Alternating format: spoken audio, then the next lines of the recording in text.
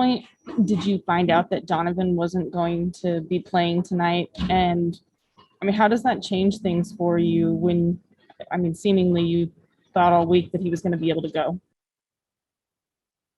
I probably found out about 4:00 today bore the game.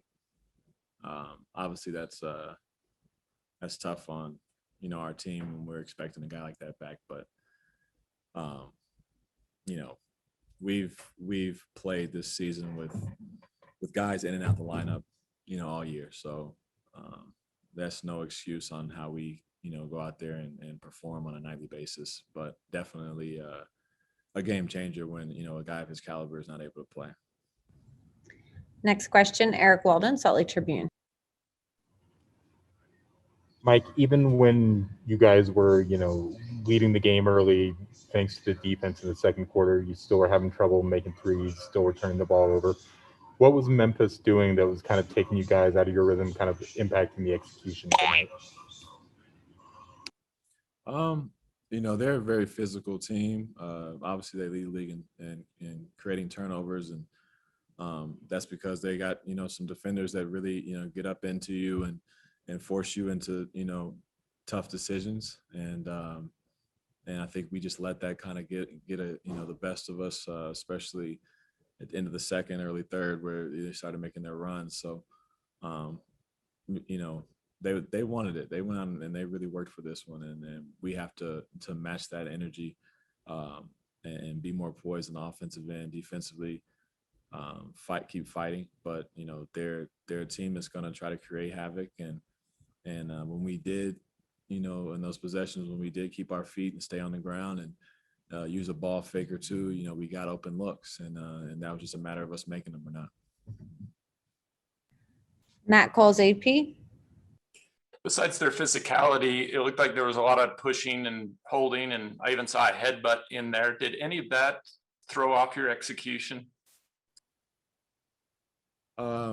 Me personally, no. That's just playoff basketball, but it also is, it's distractions that we don't necessarily need to get involved in. We're a team that we pride ourselves in just being a well-oiled machine that is going to run regardless of the situation. And when teams get physical, we get physical back, and we just continue to run our offense and play our defense and keep it moving. But we cannot let that kind of stuff kind of muddy up the game, because they're a team, like I said, they're gonna throw everything at you, and that's another way that they try to dictate how we play.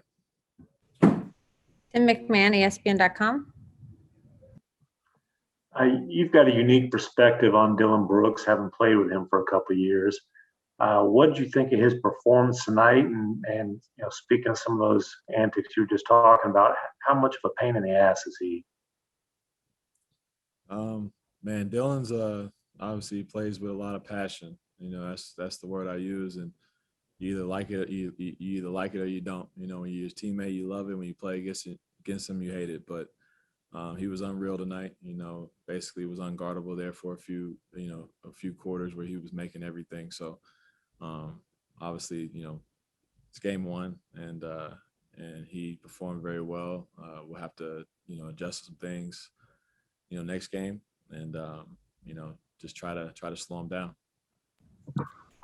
Corey Harrison, Out of Bounds. Hey, Mike, how you doing? All right. So what was your mindset and emotions going into the game, being a former franchise cornerstone for the Memphis franchise for so many years? Honestly, it was just it was exciting. It's very exciting to be playing against Memphis. Obviously with all the memories and playoff experiences that I've been a part of with that team, there's a lot that goes into it. But at the same time, I'm just like, hey, this is my job. This is, they're a team that's, in the way of what I'm trying to ultimately get to, and that's a championship. So I got to do whatever I can to try to beat them. And, we can shake hands and, dap up afterwards and talk all that. But, going into it, it's been all about business and just trying to, keep my mind locked in on the goals. All right, last question, follow-up from Sarah Todd, Deseret News.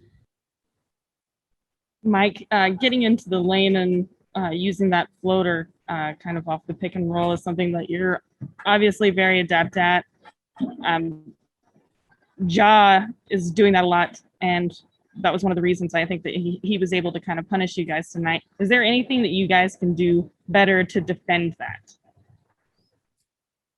Well, yeah, I think you know that floater has been there a lot of the time against us because of the way we play. We like to drop our big down and protect the paint a lot, and kind of give up that mid-range shot, and he's very, very good at it. So there's other ways we can attack that, and I thought we made an adjustment, but it might have been a little bit too late in the game when we started to kind of get higher with our bigs and kind of, you know, force them to kind of get the ball up a little bit earlier. So, you know, who knows if that's something that we go to a little bit earlier in the game, in game two.